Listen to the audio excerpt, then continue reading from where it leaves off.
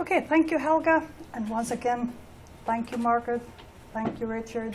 The Becks left a wonderful legacy. In fact, I much appreciate it, and so do the many Icelanders who keep coming here.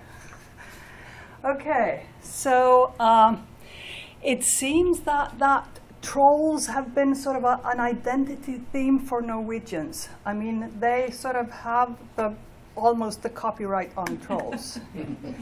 But it seems that elves have the copyright on Icelanders. Because I just heard that there's a new book out in Iceland, and it's about how elves and different other sort of sacred places have interfered with town construction and road construction and whatnot. So, you know, the elves are there. Okay, so it seems that everything to do with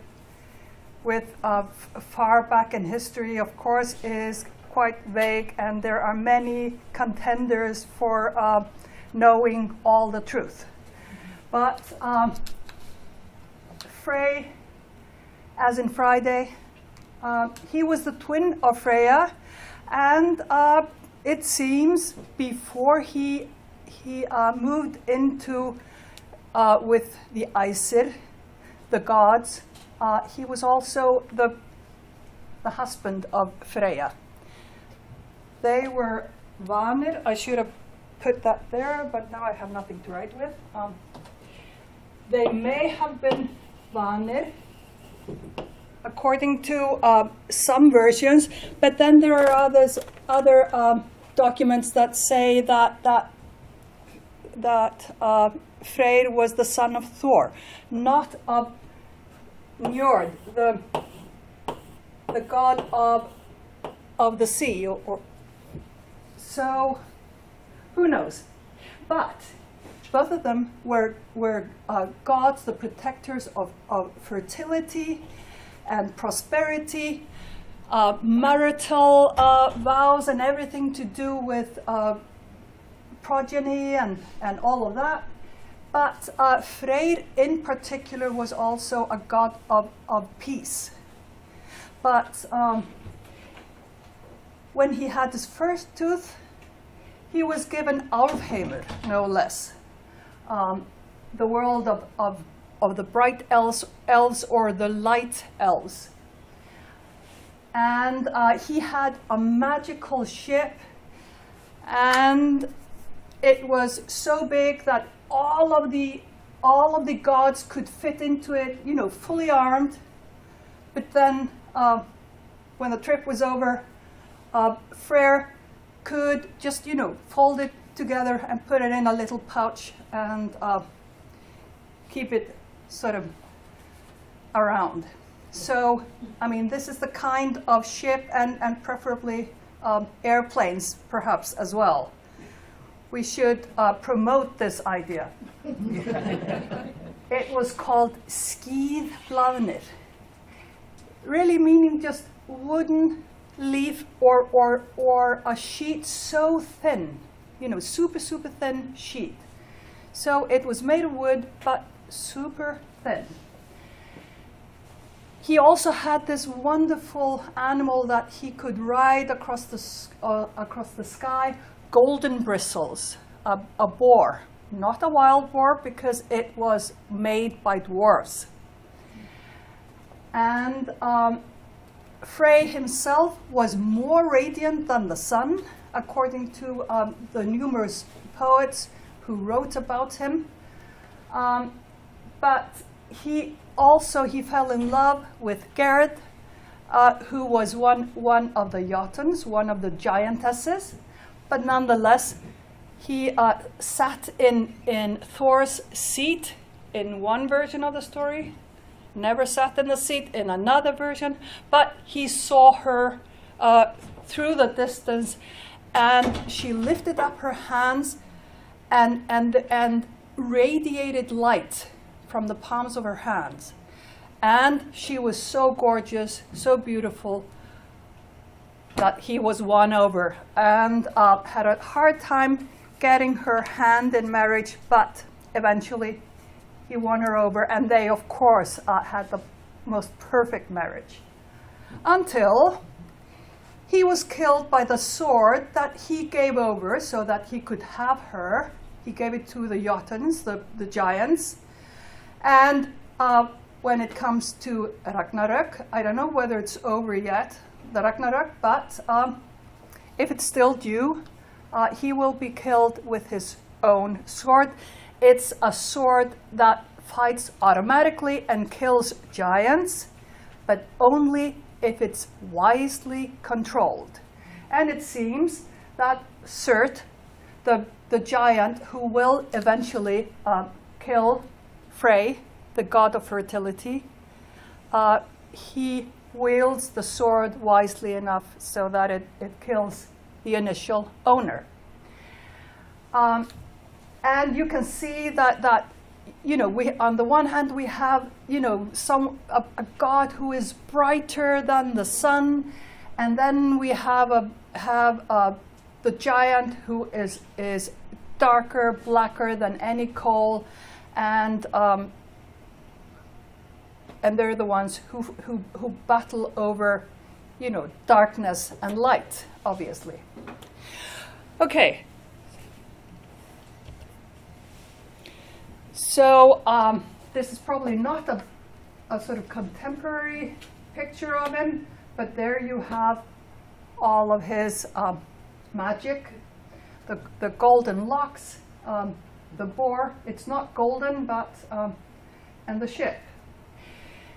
The thing is that among the many different schools in research on the gods, one is that Thor, Frey, and Odin were not sort of three gods that ruled simultaneously and had sort of different assignments, but on the other hand, that they may have been sort of successive rulers, and that they at some point were actual people, actual rulers, and that Thor was someone who was a ruler who managed to defend his territory and defend his people against any kind of invasion or whatnot.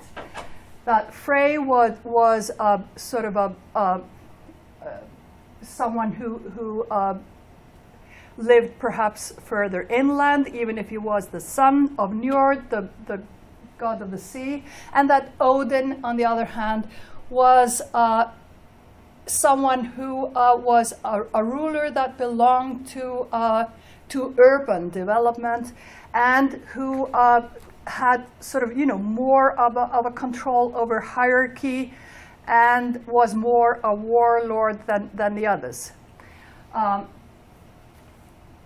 But in the sea of time, there's just no telling whether there's any truth to this suggestion. But nonetheless, Frey is seen as the ancestral father of the Inglings, of the Skilvings, sometimes referred to as that, and the royal houses of all of the Nordic countries, specifically through Sweden.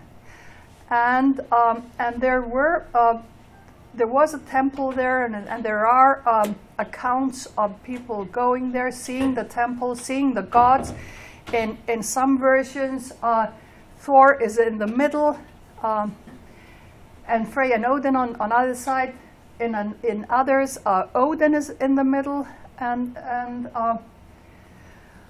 okay, there's just no telling. But names ending in Alf or Álfur, and also his byname Frode. Frode meaning not the wise as in modern Icelandic, but rather as infertile or fruitful. These names Yngvi, king ruler. These are terms that have been assigned to Frey. Okay, and again, there are many schools of thought, and I'm sure that you will be sort of, taken through the whole thing in a year when Jón Karl comes here. Upon settlement of Iceland, there was reportedly a confusion of land spirits. Some of them were named, others were unnamed. I may have mentioned this before, that the oldest law in Iceland banned Viking ships sailing towards Iceland with gaping dragon heads mounted on the bow.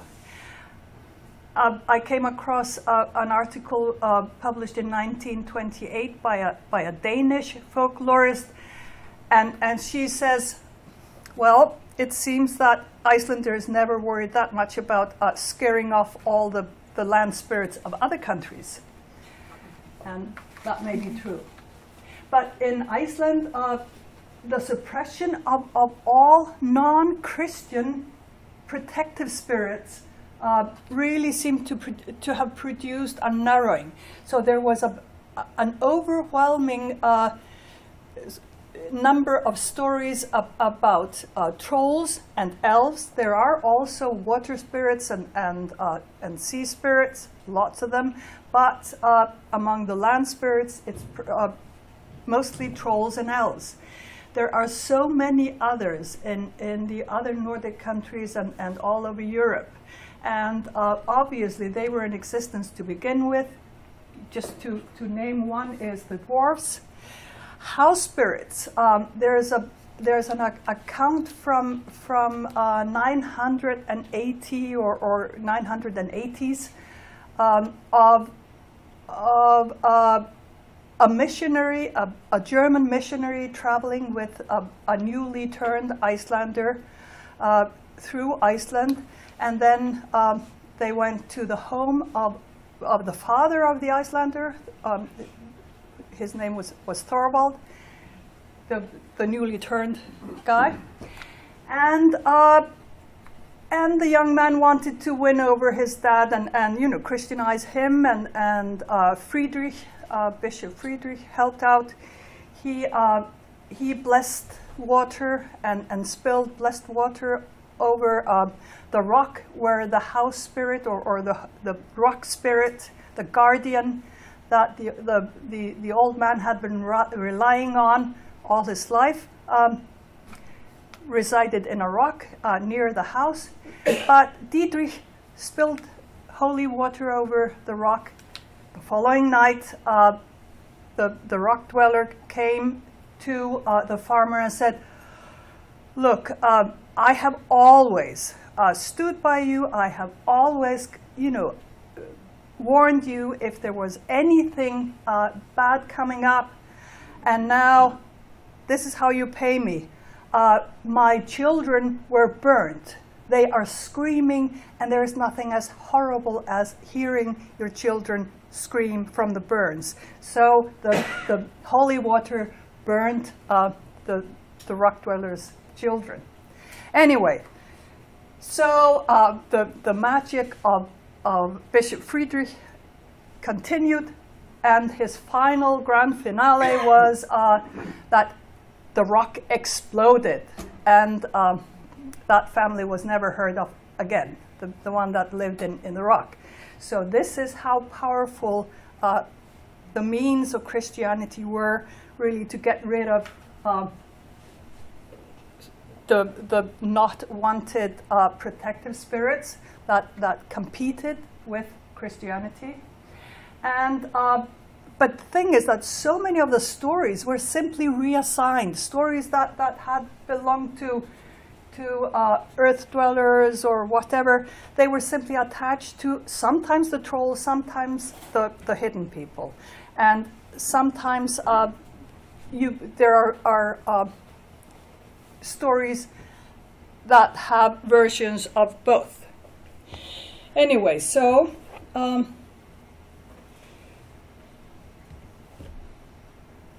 Okay, I've already talked through the first thing here. And the thing is that in the Icelandic family sagas, elves are never mentioned by name. Not in the family sagas. They are mentioned elsewhere. They are mentioned in the sagas of Christianity, or the saga of Christianity and the sagas of the bishops, and they are also mentioned in later manuscripts, but not in the sagas of the Icelanders. But then there was this flamboyant, colorful, and two colors that seemed to be dominant, red and blue, gold, yellow. But red and blue seemed to be specifically colors that would come up again and again in elf stories. And these elf stories, sometimes with rather, unbelievably fantastical sort of things happening, they seem to be traced to Celtic influence. And there are, in some instances, absolutely identical stories. Or there may be, sort of minor changes. It's very interesting to see. But there was also an explosion in fantastical narratives in the 13th century, which came in through translation, sometimes directly from France, but sometimes through different avenues, because the courtly romance spread like wildfire from France. But the blossoming of elf poetry in particular, some people claim that it's the most beautiful poetry that the Icelandic language has, but like everything, that's a matter of preference. But that was the 16th century was the time when this kind of poetry blossomed. And typically, there would be this feeling of sorrow and yearning in the poems.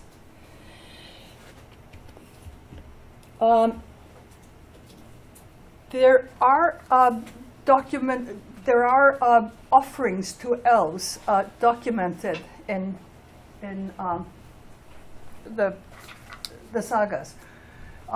Cormac's saga, which sort of takes you all over the place, but the events are from the 900s. Even if the saga itself was not, or at least the extant manuscript is from the late 13th century, and this. The tradition of bringing out offerings to the elves seems to have sort of lasted for quite a while. For instance, there's a sermon from a manuscript in the 1300s where a minister complains or a bishop complains that simple people keep putting out offerings to spirits. They will put their food under a rock, and then a little while later they'll come back and share the food, or they will have shared the food with the spirit under the rock or in the rock. And so this is perhaps one, parallel to communion, a pagan parallel to communion.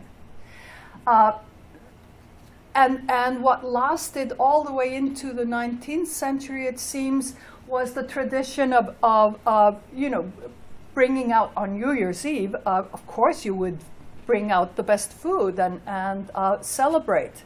But the woman of the house, the housewife, would go through the house after having put it out the food, and she would chant.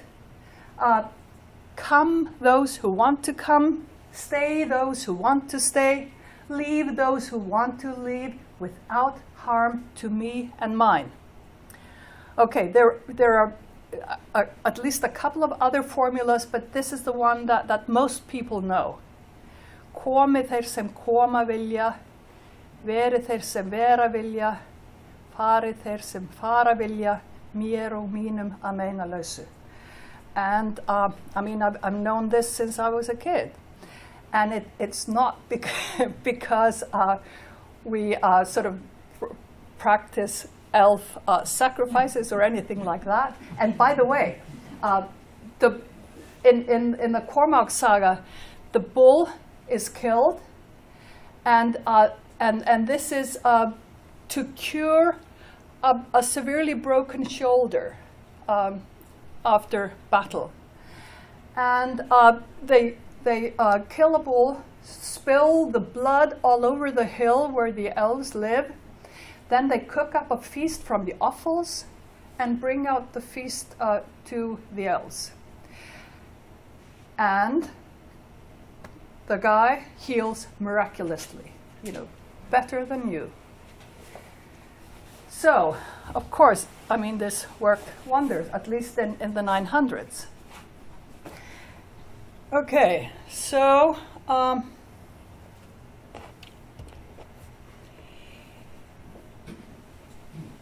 just to give you an indication of how early the stories about elves settled. I mean, they ran into a groove, and you can recognize the tropes that are there. This is what it says in the Latin treatise from 1588. Elves live in hillocks. They are seen by people with second sight. They look like humans and they interact with them.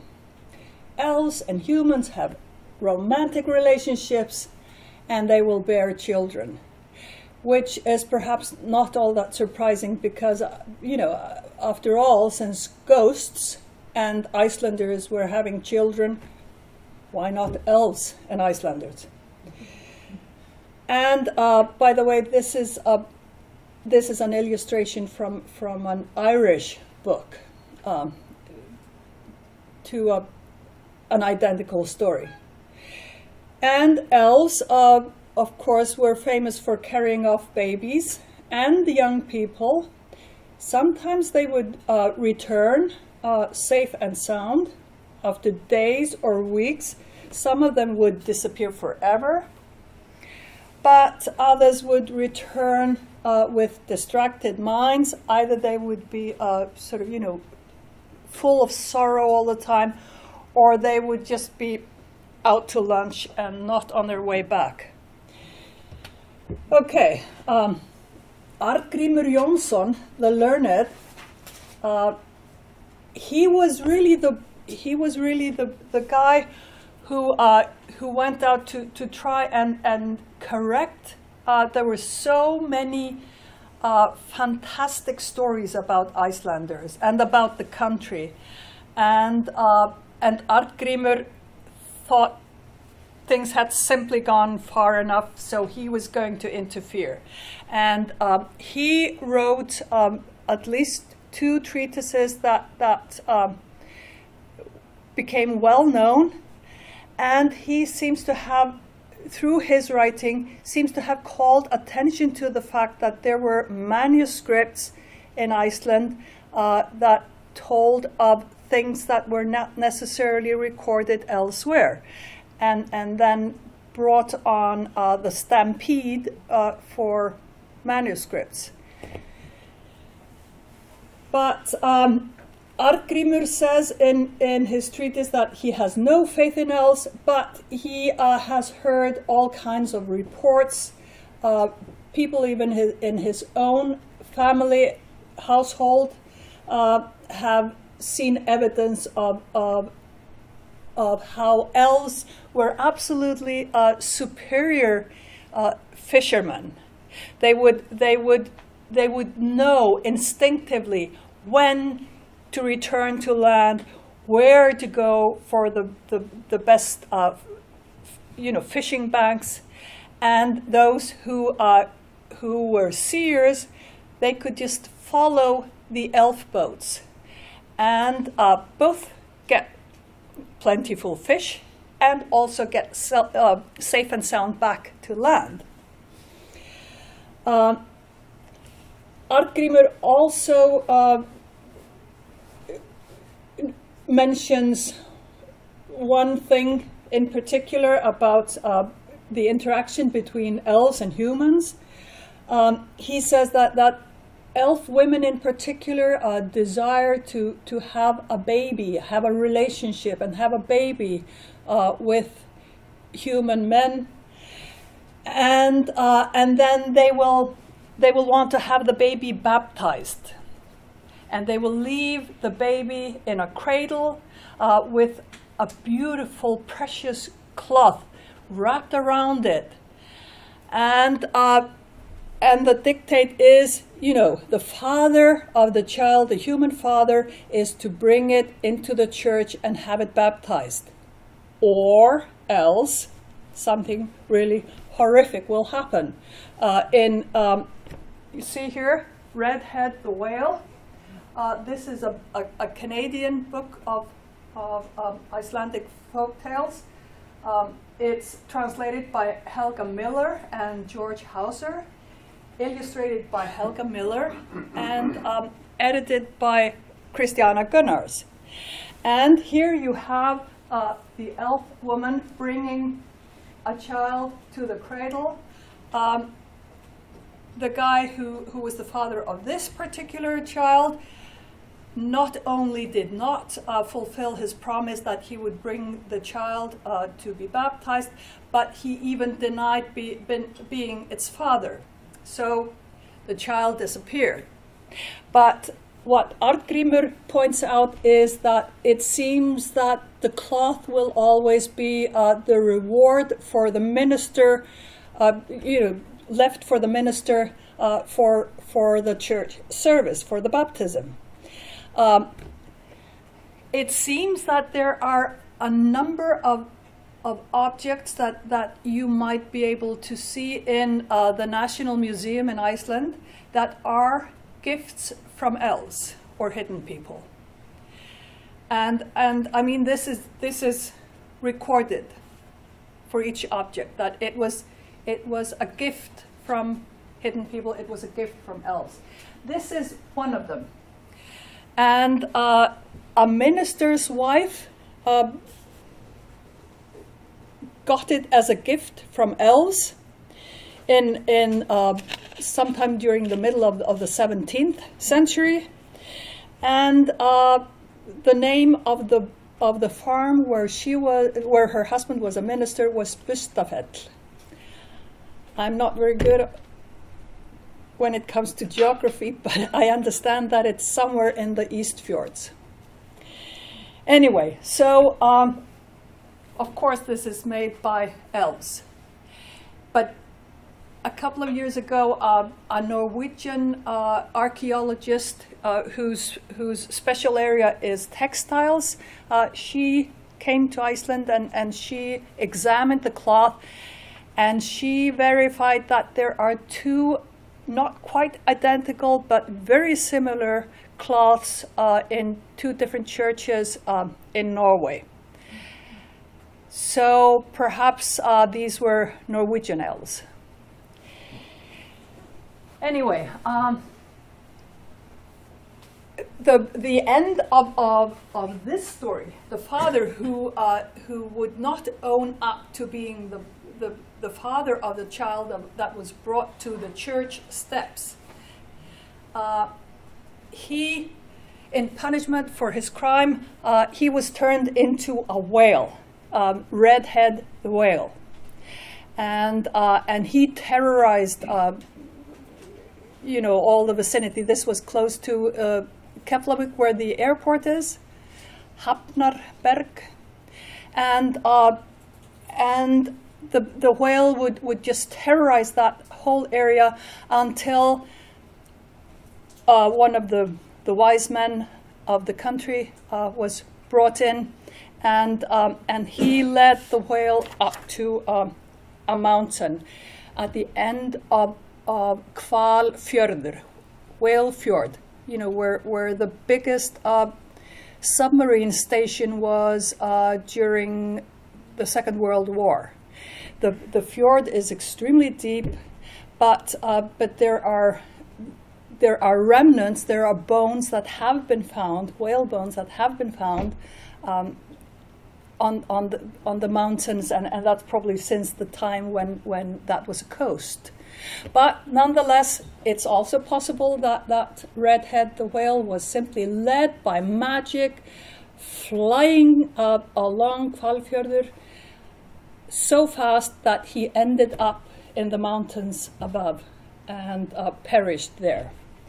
But this lovely cloth remains. It became an altar cloth, and the thing is that I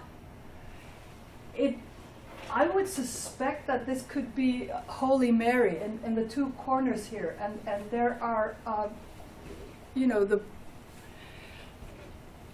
little baby angels floating or flying about there at the top. But possibly it was safer to say that this cloth was from elves, because it has these images of someone who might be construed as Holy Mary after the conversion. Now, okay, so the hidden people. Curiously, the word huldufolk, or hidden people, is not found in Old Norse writings. It first appears in Iceland in the 14th century as huldumadur. And but nonetheless, by the mid-19th century, elves and hidden people were totally synonymous in Icelandic usage.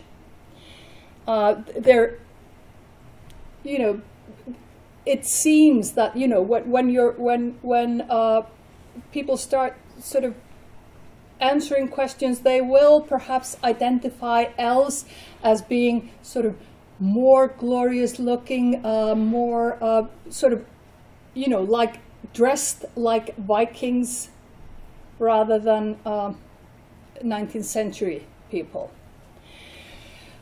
But this tradition corresponds to a tradition in England and Ireland of the hidden people. They're also called the folks or the friends, and different other terms for them.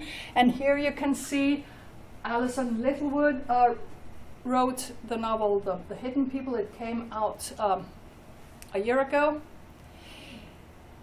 I'm not going to say anything about either of them. Kate Thompson, she is Irish. This one is set in Yorkshire in the mid-1800s. But this one, I can't remember whether there's any specific time frame. But it's totally, I mean, it could be Icelandic. It's just totally identical to what we're used to. And The New Policeman is a part of a trilogy, and Kate Thompson won numerous awards for this particular book. This is the Icelandic version brought out. These are our folk stories of the hidden people. Brian Pilkington is the one who made the illustrations, and Terry Gunnell, who is a folklorist and a drama specialist, collected the stories. Anyway, so there are all these sort of what seem to be similar creatures: huldar, huldra, ulda, skosro, or tusse in the other Nordic countries. But it seems that they all have some kind of either animal or tree feature about them. They may have a hollow back, or they may have a wooden back. There are many different types of tails. I mean, there are cow tails and there are cat tails and many different animal tails on these creatures. And then of course there are the little people, and they are the dominant tradition. And as the Huldufolk, the hidden people, take over in daily usage in Iceland, they seem to become less threatening. They become more friendly. Same with the trolls. I think Grýla may probably be kept busy this time of year, making all kinds of nice little things for her Yule lads to put in kids' shoes. You know, because all kids start putting the shoe in the window 12 nights before Christmas, and you know, if they're really naughty, Grýla does not come with her bag to pick them up and you know, have a meal, but instead one of her sons will leave a potato in the shoe. Okay, but anyway, so hidden people, these creatures, they are all becoming more and more friendly, which is fortunate for us. This is a tradition that is sort of practiced in pretty much all over Iceland. It seems to me that the poorest version is or the poorest versions tend to be in Reykjavik. So if you are ever in Iceland during New Year's Eve or 12th night, which is January 6th, the night of January the 6th, there's a bonfire, there are fireworks, and a decent community will have an elf king and an elf queen. Here are just two samples, and they will sing elf songs, and you know, there will be some kind of program, and usually they're the ones who lead the procession towards the bonfire, and then there are then there may be elves dancing around the bonfire as well. Like I said, it sort of differs how wonderful these events are, and I don't recommend the places I've been to in Reykjavik. But I mean, the fireworks are great in Reykjavik. It's just there's nothing more. There's no sort of drama. Okay, now we come to Canada. And there is a varied legacy of hidden people also here. Laura Goodman Salveson, her story, I think it's actually from 1928, but it captures and shares an enchanted moment. The story tells of a teenage boy who is minding sheep at a shealing in late summer in Iceland, and then suddenly, magically, he spots these tiny little fairies dancing around in a circle. And that's really the whole point of the story, to share this moment of enchantment of fairies dancing in a ring in the moonshine. Laura Goodman Salveson was born and raised, born in Winnipeg and mostly raised there, but she was also raised in the US. Her imagination was, of course, shaped by you know, tiny fairies. So that's her version, and that's the version that she knows will be shared by her readership. And it's a lovely story. Christiana Gunnars, she develops a different thing in a book that she calls the Wakepick Poems in 1981. There are 3 sections. The first is set in Iceland, the second is set in Denmark, and the third is set in Canada. And in the section where she is a child growing up in Iceland, she feels that she's sort of like a snot-nosed troll. And she really, and then she hears this wonderful elf song outside her window, and it's just so alluring. And then one day she decides, okay, she's going to join the elves. She's going to be a changeling. The next section is the one in Denmark, and it turns out that she does not feel at home there either, but once she gets to Canada, she finds her proper environment. She can continue being a changeling and undergo transformations as a shapeshifter. So that's her version in the Beck poems. And then W.D. Valgardsson, he develops the motif of a hidden woman leaving her child with the father.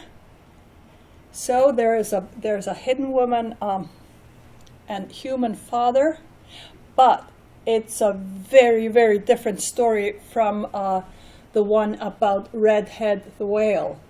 In fact, it sort of, it twists a lot of the story elements that are traditional in these stories about sort of hybrid children. And the story is the poet from Arnes, and it's in the book that I keep referring to. Can't remember the name now. What the Bear Said? What the Bear Said, yes, thank you. What the Bear Said, yeah. Okay, so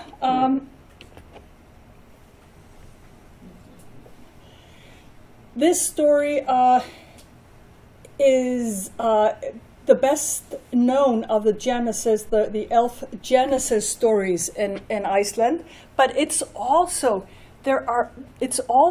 a story that appears in different variants all over Europe.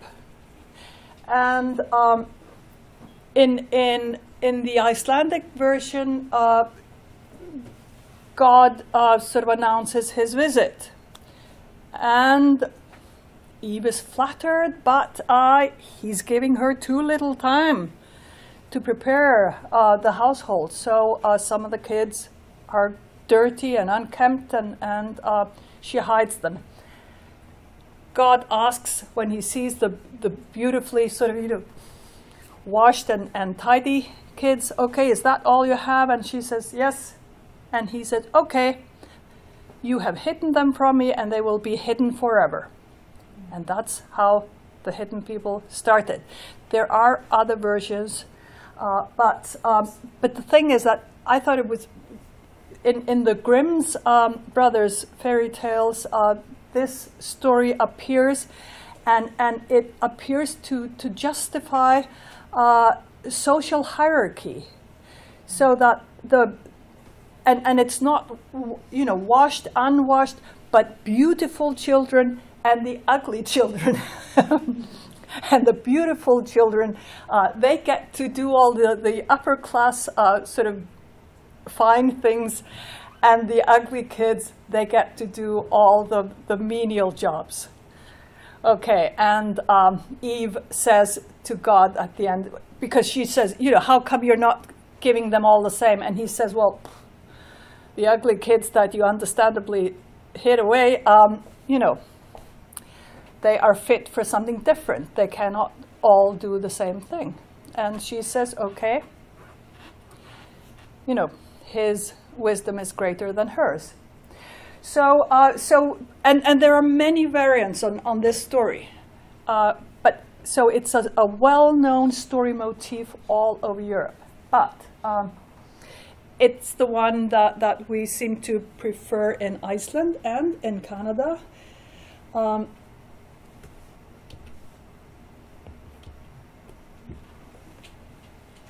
Okay, Guðrún Finnsdóttir. She was a really prolific short story writer, and she was married to someone by the name of Gisli Johnson. So she was probably Mrs. Gisli Johnson, known as Mrs. Johnson and not as Finnsdóttir. But she always published all of her material in her Icelandic name, and she published a lot in the papers, and but also a lot of books with her short stories, and her essays eventually were brought out. And she takes this story motif of the unwashed children and applies it to the Icelanders, and describes the Icelanders as the hidden people in one of her many short stories. And then in 1944, she brought out an essay celebrating with the Icelanders that they had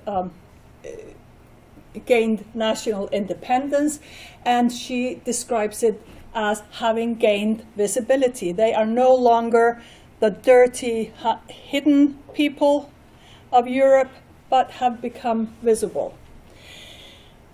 In the Poet of Arnes that I mentioned earlier,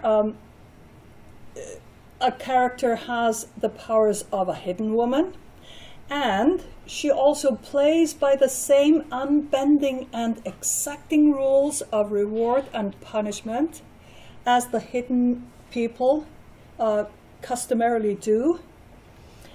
But you know, I'm saying out what you may infer in the story.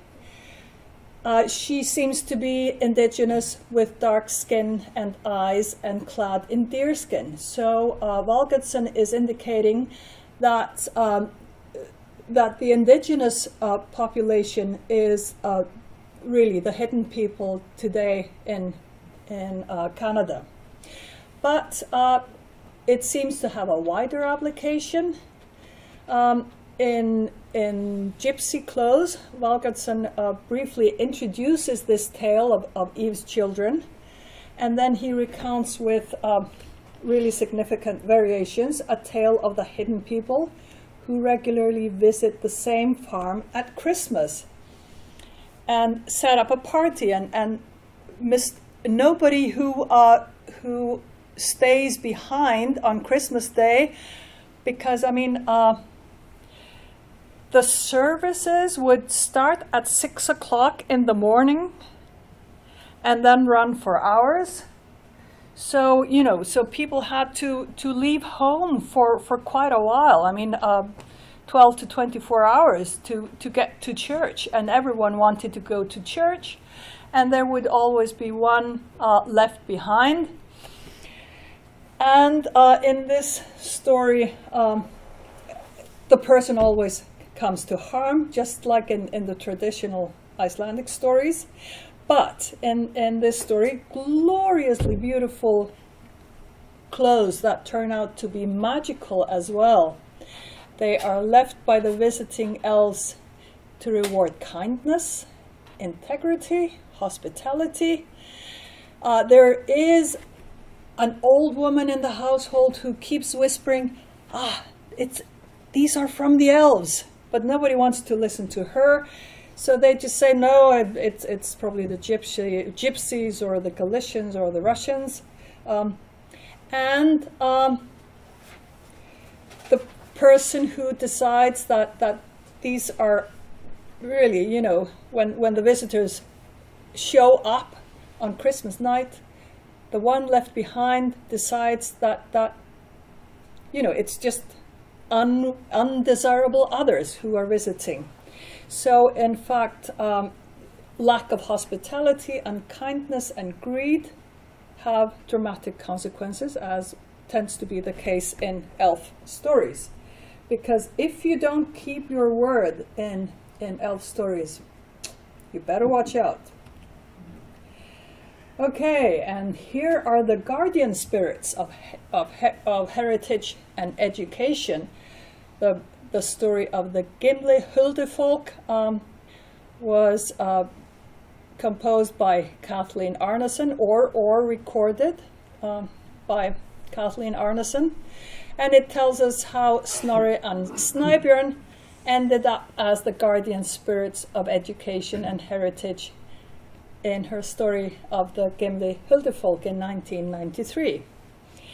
They started out in the attic of the Turgeson store. You may have been to the Turgeson store at some point. But then the school was moved over to what was then a new building.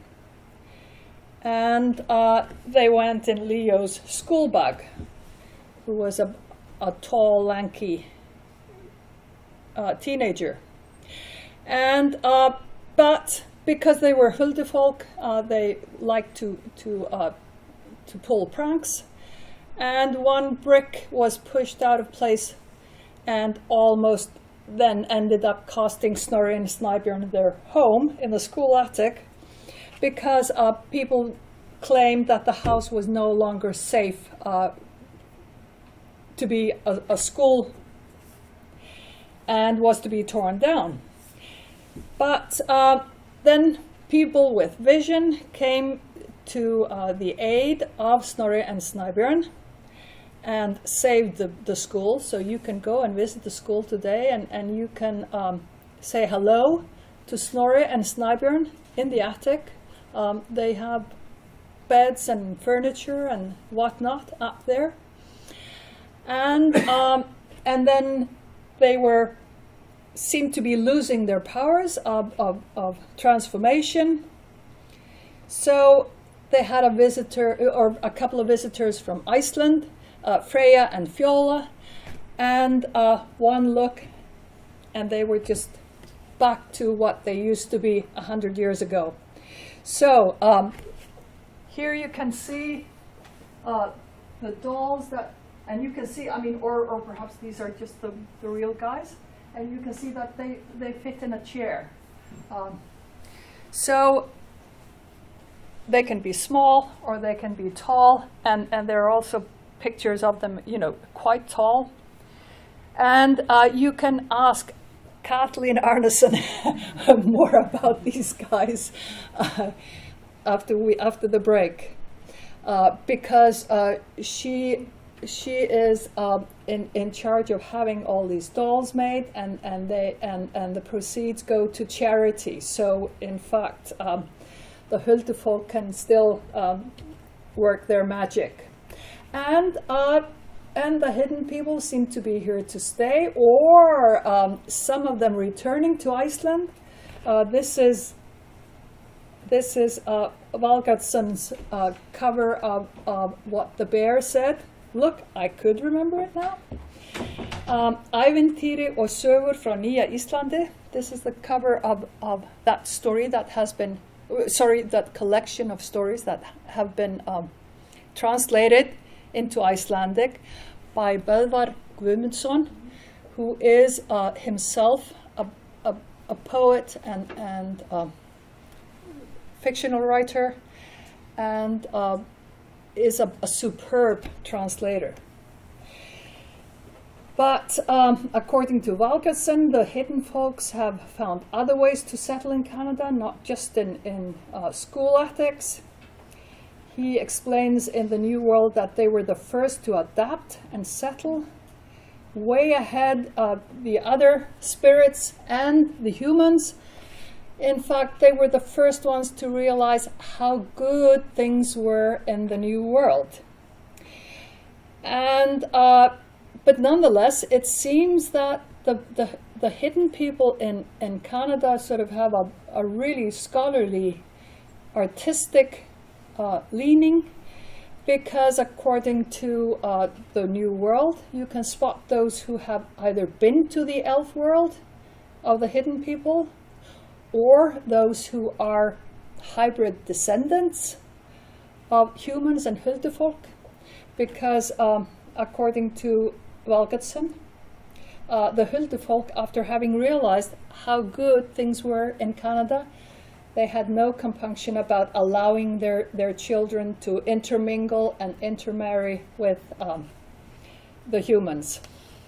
And you can tell them by their love of beauty, art, and writing, and sometimes a wistful look.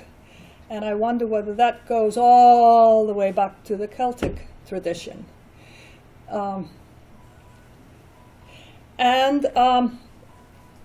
In conclusion, I will simply say that it's truly impressive how many different ways Icelandic Canadians have found to imbue ancient stories with new meaning, new life, and new magic in order to celebrate life in Canada.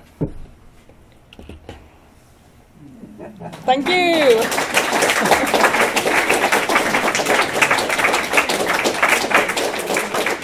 And I will say again, thank you, Helga, all of those who are involved in the Beck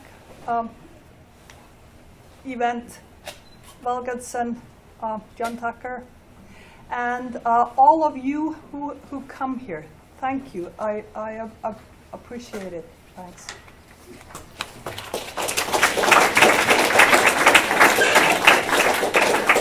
Are there any questions? If you want to see the Huldufolk, pass them around.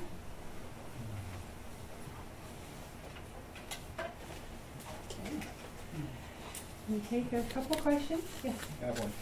Your slide sort of answered one of my questions. I'm just wondering, what's the difference between the Celtic elf and the Icelandic elf? There are two versions of Celtic elves. There are the tiny, the little people, and then there are the ones that are sort of human-sized and you know, so a changeling from that strain of hidden people will not necessarily be noticed, but it's very odd that in both traditions it seems that the hidden people want to pawn off their elderly, especially elderly husbands. And I don't know what this says about the Celtic women. Icelandic women are 60% Celtic. The Icelandic men are 40% Celtic. So I don't know. And also in these stories there are, for example, in the one that was published in Canada, Redhead the Whale and other stories, the trick to get an old elf to sort of look the size of a baby is that the elf women will just pummel them and pummel and pummel. And then they shrink into the size of a baby. And then if the trick doesn't work, they will pummel the old geezer again and he becomes full size old geezer. But they are eternal, even if they grow old. And that may be why if they need a facelift, they will be sort of, you know, changed, brought to a cradle, and a baby will be brought back home in return. And sort of cuts down on costs of all kinds of things. Question? The question was, how much is the belief in Huldufolk? How much is? How much has survived in folklore or in people's daily life, the belief in Huldufolk, now in 2018? There was a study. There was a study conducted in what was it, 2014? Because I mean, that was the latest big hullabaloo when there was road construction, and you know, and there were messages from the elves that no, they didn't want this on their territory. So, so there was a major study that was done, and the thing is that there were 17% who said they believed in elves. Many of them were rural women, and 33% said that they were neither believers nor disbelievers. Okay, so this is 50%. Well, I mean, from my own experience, I have a number of colleagues, that's to say bus drivers, who travel around the country in the 80s, 70s and 80s.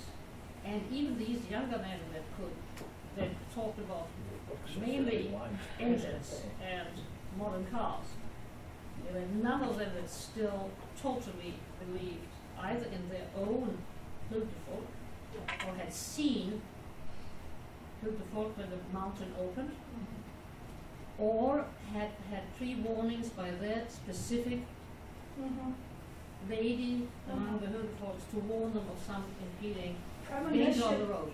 Premonition, I think if people were asked about premonition and foreboding dreams, the numbers would go way up. Oh, yeah. No, but in this case, he said she stood at the road.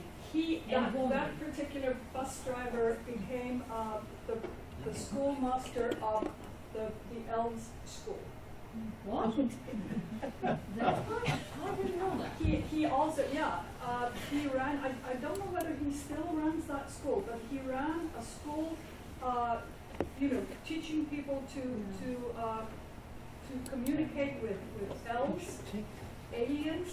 I think he was a key sort of person in, there was an event a few years ago when Snæfellsnes, the glacier of Snæfellsnes was to be visited by aliens. We're still waiting, but I think he was involved in that as well. And so he is a firm believer in another world. But the thing is that I also just I think 2 years ago I saw a TV film where the brother of one of my colleagues was interviewed, and he showed a picture that had been taken of elves. And he was absolutely convinced that elves do exist.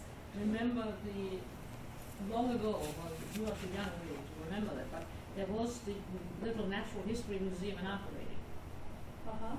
And the director of that little museum had a degree, had his doctorate in biology. And in his office was a big map which showed exactly where the elf villages in Iceland were, and where the elf cows had gone ashore. And he totally believed in that. Yes, and you can get a map of elf sort of buildings in Akureyri, in Reykjavik, and I didn't use there are some really interesting. There's a seer who is the most famous seer in Iceland, and she has first she drew her own pictures of what seemed to me to be misshaped aliens. I mean, they looked horrific. But then she got someone else to do the art for her, and everything sort of turned out nicer.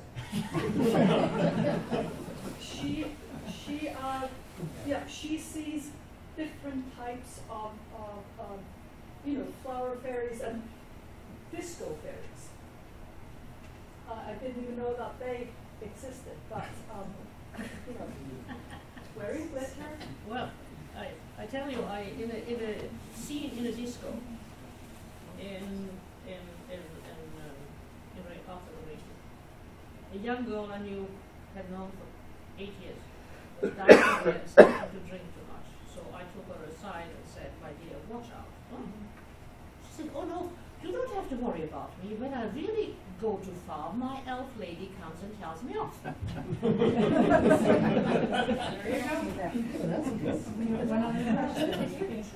I was just wondering if you see a kind of expansion of this kind of stories about elves along with the expansion of tourism in Iceland. I think there may be, yes, absolutely. I mean, it's a selling point. And I sort of, I take visitors to an absolutely fantastic little, there's a little park in Hafnarfjörður, just south of Reykjavik, with all kinds of rocks that look like an elf church or an elf house or whatever, if you have that kind of imagination. It's called Hellisgerði, the yard of the caves, and you can buy a map there to see who lives where. And I always tell visitors when I take them there, what's the proof that there are hidden people here? It's obvious. You can't see them. But you can buy a map, and that's another proof. Yeah. I mean, how could you sell a map with hidden people who weren't there? But I think that some of these tales are older than the modern commercialized tourism, because I remember old people that now are 100 years back, despite of being good Christians, still reserve their judgment or believe, and told these tales, and held them to be true. That had nothing to do with the extension of tourism. It's only that I don't think I was suggesting that at all. No, I mean, no. But the thing is that my mother told me that there was a woman in her community who never married because she had a hidden lover, a hidden people lover, an elf lover, that she preferred above all other lovers. My mother told me this totally with a straight face. She was just, telling me a fact. But this is how some people live.